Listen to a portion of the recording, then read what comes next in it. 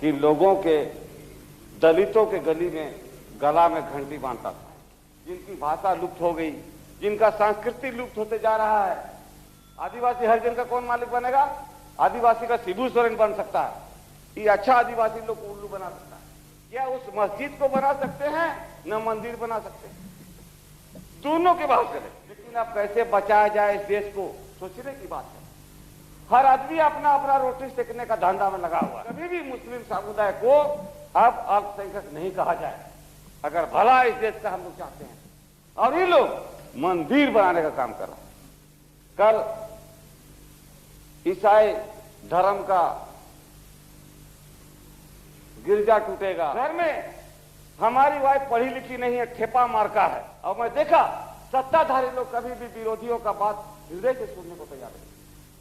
कारण देश में बहुत सारी मांगे हैं चारों तरफ से, लेकिन इस वक्त एक ही मांग दिखाई पड़ता है, वो है देश। अगर राष्ट्र नहीं बच पाएगा तो कोई मांग किसी का भी जायज नहीं हो सकता है। इसलिए ये इस मांग इस अविश्वास प्रस्ताव का मैं अपने दल की तरफ से, झारखंड मुक्ति मोर्चा की तरफ से विरोध करता हूं। और जो इनकी मंशा थी भारतीय जनता पार्टी का, अपना मंशा में इन्होंने अपना सफलता प्राप्त किया है। हम लोग कितना हो चिल्लाएं, इस देश में जो मर्यादा था, हिंदू मुस्लिम सिख ईसाई, इस प्रकार से हम लोग नारा लगाते हैं। हम लोग एक माँ के 4 सपूत हैं, अलावे छोटे बड़े जैसे हम लोग ऐसा सपूत है कहीं गिनती नहीं। हम लोग जंगल झाड़ में रहने वाले आदिवासी लोग हैं। अगर कहीं कोई राजनीतिक दल नाम लेता है तो सिर्फ काम के लिए।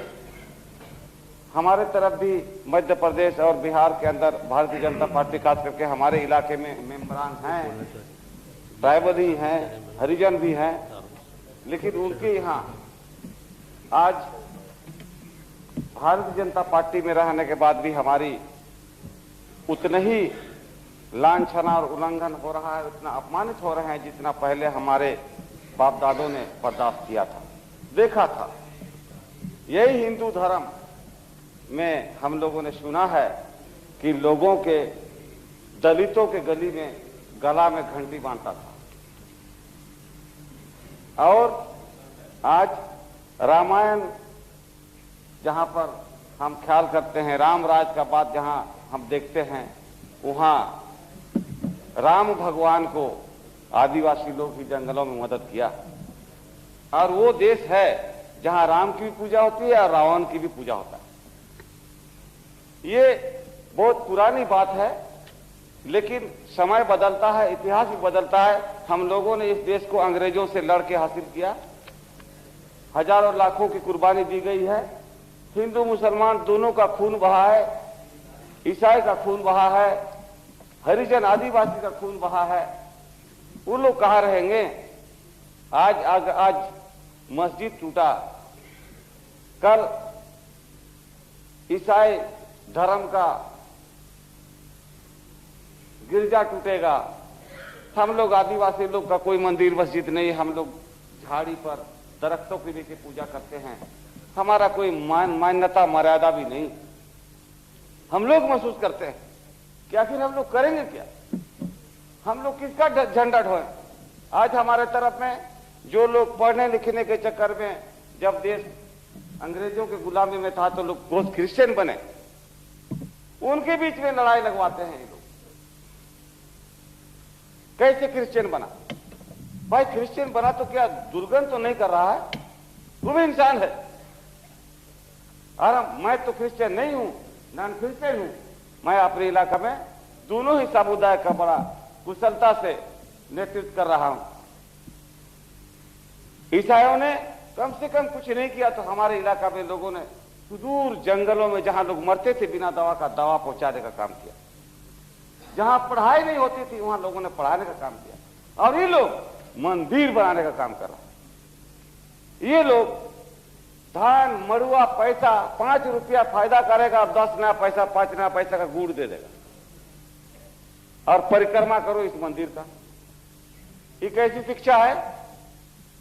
किस धर्म और किस युग में हम आ रहे हैं? हम क्या बना रहे हैं? अध्यक्ष महोदय, हमारे पास ज्यादा पॉइंट नहीं है, आपका मैं ज्यादा समय भी खर्च नहीं करूंगा। इन्होंने जो अपना मनसा पूरी की, इतना दलील हो रहा है बीजेपी के तरफ से कि हमें पता नहीं था। बहुत वरिष्ठ नेता, देश में जाने माने माननीय अटल बिहारी वाजपेयी जी ने अविश्वास प्रस्ताव पेश किया है, उनका 2 बात हमें याद है।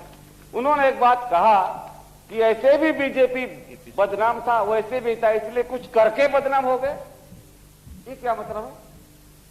उनका जरा सा भी उस पर राम नहीं है, लेकिन कल मैं सुना हूं तो मैं करा, ऐसा ही बात हम समझा हमारे विचार से।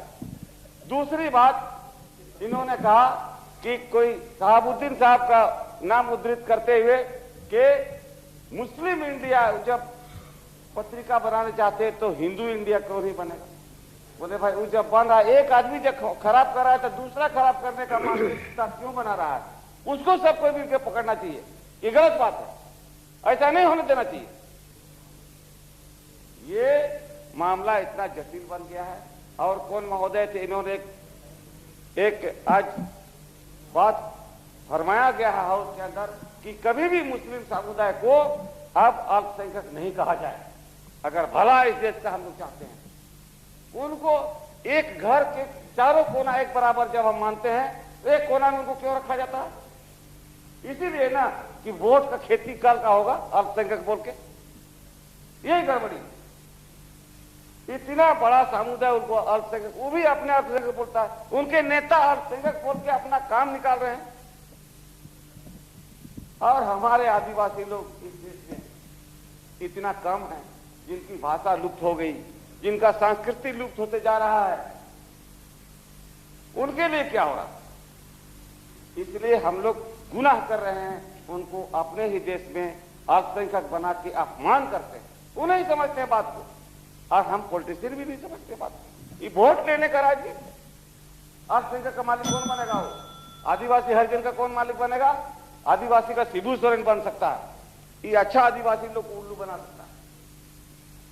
ये सब सोचने विचारने की बात है। दूसरी बात है अध्यक्ष महोदय कि सबसे बड़ा सरकार ये सब काम, जिसके पास पूरा ताकत था, हम एनआईसी का मीटिंग में भी हम गए थे, सारे देश के बीजेपी छोड़ के तमाम राजनीतिक दल के लोगों ने प्रधानमंत्री को एक तरफा जिम्मा दे दिया कि ऊपर भगवान है, ईश्वर है, अल्लाह है, नीचे आप है भारतवर्ष, जो करना है उपाय करो। इतना हस्ती देने के बाद भी कितने लोग थे, कितने करोड़ थे। हम लोग छोटा मोटा आंदोलन करते हैं तो हमारे लिए पारा मिलिट्री जाती है, और जब यहाँ देश का मर्यादा हजारों साल का जुगाया हुआ खत्म हो गया, अब हम लोग किसके सामने मुंह दिखाने लायक? कहां है? क्या उस मस्जिद को बना सकते हैं, न मंदिर बना सकते हैं? दोनों के बात करें, कहीं का नहीं रहे। जितना हम लोग, जैसे एक परिवार में कोई मरता है ना तो रोता है लोग, कोई चीड़ है तो वो उसी ढंग से रोता है, डुप्लीकेट रोना, और कोई असलियत रोना। तो क्या रोना है हम लोगों का बताइए, जब चीजें नहीं रह गया। लेकिन अब कैसे बचाया जाए इस देश को, सोचने की बात है। हर आदमी अपना अपना रोटी सेकने का धंधा में लगा हुआ है। वो बोलता है कि मुस्लिम वोट तो अब किधर जाएगा, हमारा तरफ आएगा कि नहीं जाएगा। बड़ा मुश्किल का बात है। वोट के लिए हम लोग देश सर्वनाश हो गया, विवादास्पद। सरकार के पास इतना शक्ति नहीं है।